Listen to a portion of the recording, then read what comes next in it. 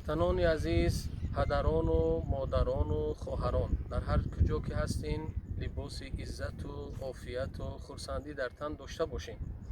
امروز الحمدلله که من در ولایت ختلان به جنازه یکی از مادرهای بسیار مهربان آمدم.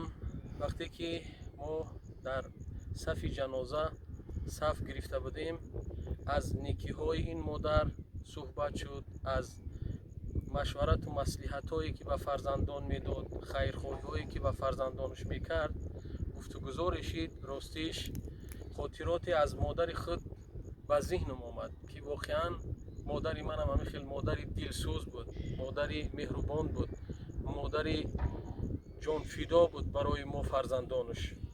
وقتی که مادر من از دست دادم، این فراق مادر واقعا یک درد جانسوز و جگرسوز است. نمیدونستم دیگر از کدام نیکی مادر من وصف کنم، از طاعتش، از عبادتش، از قرائت قرآنش، از شوزینده داریهاش، از دعاهای نیکی که در یک روز تا 5-6 بار مرا میداد. کدام یک نیکی و خوبی این مادر من بگم. همان روز احساسات مرا فرا گرفته بود.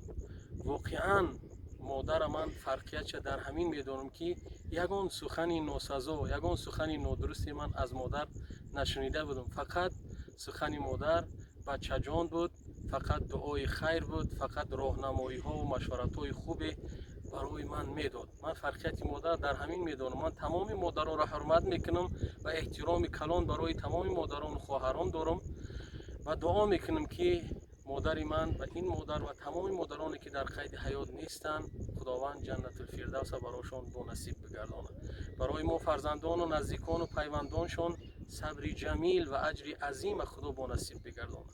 آن که نور دیده و تاج سر است، مادر است و مادر است و مادر است. و قدر مادرها، کسی که امروز مادر دارین برسین که کسی که دعای مادر میگیره به همه نیکی ها و خوبی های دنیا و آخرت او را الله میرسونه. خداوند مادران مغفرت کنه و جاهاشون جنت. آمین یا رب.